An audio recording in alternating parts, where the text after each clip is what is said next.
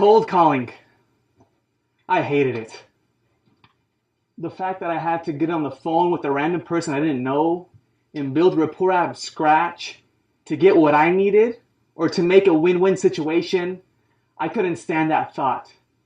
For some time, I've been involved in real estate investing, and to be a successful real estate investor, you need to talk to motivated sellers over the phone, build rapport with sellers, negotiate, and make offers. Because as an investor, your goal is to not only help the person who really is looking to sell fast, but buy or sell yourself or buy and hold for the long term. So I remember I had a call from a girl named Janice who was looking to sell her phone, and she left a voicemail. And for some time as I started, I just feel it right now, I was just so nervous trying to get these components in place, and I just feel it right now, that tension. And I remember I had to make a call to Janice because she left a voicemail saying that she was interested. She got one of my mailers and she was interested in potentially seeing what I could offer her. So I get the phone. Hello, is this Janice? Yeah, this is Janice. Oh, my name's Hasib, and you called me saying that I think you received a mailer that you're interested in selling a house or something like that. And she said, yeah, I am. So I was like, why? What's this yellow letter that you sent me about? What's all this about? We buy homes. Excuse me one second. Sorry, I gotta get my script. All right. One second.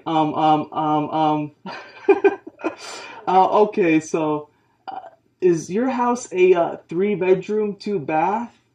Yes. What do you owe on the property? Um, uh, hello? Hello? Hello? She hung up on me. Not the first time. Not the first time. So I just was feeling really bad about that, and I was doubting myself, can I be successful in this business? Because if I can't even talk to somebody on the phone for 15 to 10 minutes, that's it, I'm done. I gotta move somewhere else. So I was just thinking about it, just moping around. And then I took a little nap. Just took a little nap, and then I finally wake up. My computer's turned on, and I see this big bright screen. Ah! Facebook advertisement. Stop your three fears. Human beings only have three major fears. And it was an advertisement by a man named Brendon Burchard, and he's the best-selling author of Life's Golden Ticket. And I clicked this little video. He had a little video blog, and I said, oh, what the heck, whatever. Click. And it's interesting. The universe also gives you what you want, but it also gives you what you need at times. So it was right. Well, it's exactly what I needed, and it helped address some of the concerns I was having. And Brendon explained that there are only three major fears that hold all of us back to achieve the goals that we want to achieve. It's simple. So he outlined three basic common ones. It's the overarching fears. So he says there are three major fears. The first major fear and pain, I want us to look at fear and pain interchangeably. So he said the first fear is the fear of the process. Now, most people, when they have some kind of goal or desire that they want to achieve, they look at all the things that can go wrong in the path. Example, there's a guy named Jack. He wanted me to coach him with certain things and aspects of his life in mindset. And he was really struggling with his weight. He wanted to lose some weight and become healthier. And I was like, what's going on, buddy? So tell me, what's up? He's like, Hasib, I'm just struggling. I just want to lose it. But, I work and I have to change. I'm tired. It takes me 30 minutes to get to the gym. And then once I get to the gym, I have to wait 10 minutes to get on the machines I want to get. And then once I get on the machines, it's all sweaty. I have to take the towel, wipe the sweat off. Then I have to go and I do my little reps. And once I'm done, I have to wait another 5 minutes. And then I have to prepare a meal afterwards. I was like, relax. All right, relax. I said, listen, you're not going to lose weight. You know why? It's too painful for you. He just outlined to me all the things that can go wrong in the process. If you associate, he wanted to lose weight. He wanted to be healthier, be more ripped, jacked up. That's what he told me. Hey, Asib, I want to just get that muscle, that six packs. I was like, that's great. But you're preventing yourself to get there because you're associating too much pain with the process. Look at everything you pointed out. If you associate pain to something, you're never going to get there. And that's what I realized when I was cold calling. I was associating pain to the process. I got to build a rapport with somebody from scratch. I got to see what happens. I have to negotiate. I have to make offers. I have to do this. And I was giving myself excuses after excuses after excuses. So that's one major pain that most of us go through. Okay? And so we got that down. So I was like, wow, pain of the process. Interesting. Now, the second fear that he identified was that there's also the fear and pain of the loss. I want to do a deal. I want to make income for myself, for my family. I have to cold call. But right now, I'm really comfortable having my bowl of popcorn on my side and watching season 3 of Seinfeld on Netflix. I got to make this call to Janice. So that means I feel in my unconscious that I have to give something up to do this. I have a fear of the loss. I'm going to lose getting out of my comfort zone. Now, on a more serious note, it may be a situation where you want to start a business and you say, I have to give up the security, my 401k, the security of my paycheck to start this business. What's my family going to think? I'm going to get all over the place. I'm uncertain what my fate is. So you're fearing the loss of your steady paycheck, your 401k, these things in order for you to get to where you want to go. Because in your mind, you'll say, I want to start a business and be a successful entrepreneur. But you associate too much fear and pain to what you're going to lose. So that's the second major fear that many people have. Now, the third fear / pain is fear and pain of the outcome. That's when you think of all the worst case scenarios. What's going to go wrong? I'm going to make this cold call and I'm going to get rejected. I'm a loser. I'm not really good at this. I'm thinking about everything that can go wrong. Same thing with the business example. Okay, you want to start a business. Okay, well, what if I'm a failure? What are people going to think? I'm going to tell people my goals and I'm going to fail. What's my family going to think? How am I going to provide for them? Etc., etc., etc., etc., etc. So you're thinking of all the worst case scenarios. And so when I understood these 3 fears, everything started coming together. I think you can't go beyond the scope. These are the fears that most of us have to deal with on a daily basis and find ways to overcome them. So that's interesting. So we know what may hold us back. Just identify which one, and they might work interchangeably. You might have all 3 fears at the same time of a certain goal that you want to achieve. Now, I want us to do a paradigm shift. I want all of us to say, all the good that I have is in my life now. Please repeat after me. Don't be shy. All the good that I have is in my life now. All the good that I have is in my life now. Last time. All the good that I have is in my life now. Why did Hasib make us say that? Are we in some kind of cult or something? No, this is all paradigms. So the reason why we say repeated affirmations like this is to shift our paradigm. If we believe, and the paradigm is how you see the world. And if we see the world that good is in our life, we live in abundance. That's just one short example. You can have different types of prayer or affirmative thought that can permeate your daily life.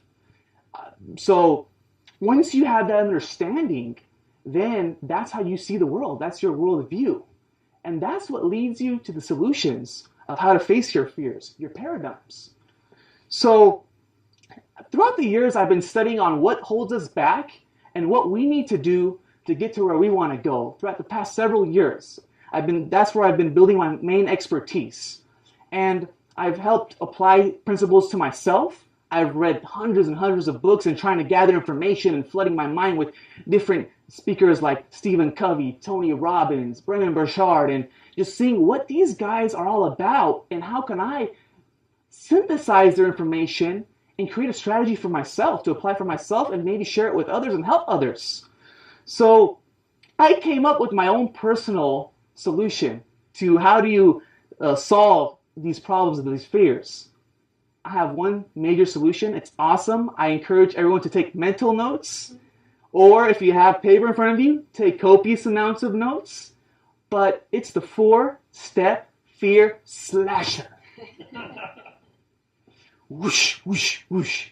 So if you apply the 4-step fear slasher and systematically have this process in your daily life whenever a fear comes, I guarantee you'll get quick and effective results. I've used it for myself, and I've helped friends and other people that I've coached. They've applied this and have been very successful and very effective. So in the 4-step fear slasher, let me put this up real quick. Ta-da! 4-step fear slasher. All right, so number 1 is paradigm shift. Paradigm shift. So in order to face the fears, or any type of fear you have, whether it's fear of the process, fear of the loss, or fear of the outcome, you need to shift your overall paradigm. Kind of like that exercise all of us did. All the good I have is within me now, or I live in abundance. When your worldview, a paradigm is how you see the world. So if you see the world that everything is going good for me, people like me, I'm of service to mankind and human beings, that is very effective to facing your fears. Because some people may have a fear that I'm a loser, everyone's out to get me, I always get rejected, no one likes me. Some people operate on that paradigm. And I'm sad to say that I may have been in that kind of paradigm. Oh, I'm going to get rejected. She doesn't want to hear what I have to say. I have to build rapport. That was the frame of mind that I was operating in. So first, you have to address your paradigm. Analyze, what paradigm am I in? Why am I having this fear? I want to go to the gym, or I want to make this business deal happen or go through. Now, reflect, what are my underlying thoughts? Do I think it's going to be successful? Do I want to serve somebody? Or am I thinking of all the worst case situations? So identify your paradigm. Number 2, this is very essential, is enjoy the process. Enjoy the process. Russell Simmons, he wrote this book called Do You, and he's owner of Fat Farm, and he was owner of a clothing company called Fat Farm, and he was owner of the Def Jam Records, where he produced music artists like Run DMC. And he said, there is gold in the journey, or there's gold in the destination, and there's also gold in the path. That was beautiful right there. Just meaning that shift the paradigm, instead of looking at the process being painful, shift to look at it more enjoyably. For example, my friend Jack, so I called Jack, I showed him the 4-step fear slasher, he came up to me, I was like, so what's going on now? He's like, what's up, Jack? He lost about, a few pounds. I saw steady progress in his goal to be healthier. So I was like, wow, that's great news. He's like, yeah, Steve. He's like, I was like, man, I'm going to the gym now. It's awesome. When I go to the gym on my drive, I listen to a Tony Robbins CD that gets me motivated. And once I go there, I feel so energetic. I'm ready to work out. And once I go in the gym, I have the energy pumping. I'm making friends with people. There's some nice ladies too. He's like, man, this is awesome, Hasib. I'm feeling the energy. I look at myself in the mirror. It looks great. And then I come home. I feel so good about myself. So see where that shift was? In the beginning, as we pointed out the fear and pain of the process, he associated mental pain to the process. Now, he shifted the paradigm to enjoy the process. So he gets pleasure from going to the gym now. And so I'm sure there are aspects of all of our lives that we associate pain. So all we have to do is make that simple paradigm shift. Enjoy the process. And in Stephen Covey's 7 Habits of Highly Effective People, he said one way to enjoy the process is that on your to-do list, instead of just randomly and routinely just checking off your to-do list, look at the action item on your to-do list and make sure it links up to your higher purpose. Everyone has some kind of purpose in their life. So let's say if I want to go to the gym, instead of looking at just, oh, I got to go to the gym from 8 to 5, or I got to go to work from 8 to 5, I got to go to the gym after work for 1 hour, and you put that on your to-do list, and you have other errands. I have to go to the kids' soccer game for 30 minutes. I have to drop them off. Don't just look at it as a routine task. Associate that to your higher purpose. That's going to make the process more enjoyable. So you're going to the gym, then shift the paradigm by saying, well, I want to be healthier so I can spend more time with my kids. I can take care of them. Have more energy at work. I won't be tired all the time. I'll look better. So you're linking this up to your higher purpose. Once you start thinking that way, your to-do list won't look like boring routine tasks. So always link up your to-do list with a higher purpose that you have for yourself. So that's one way of enjoying the process. Now, step 3 is pretty simple, but again, common sense is not common practice. So focus on what you want.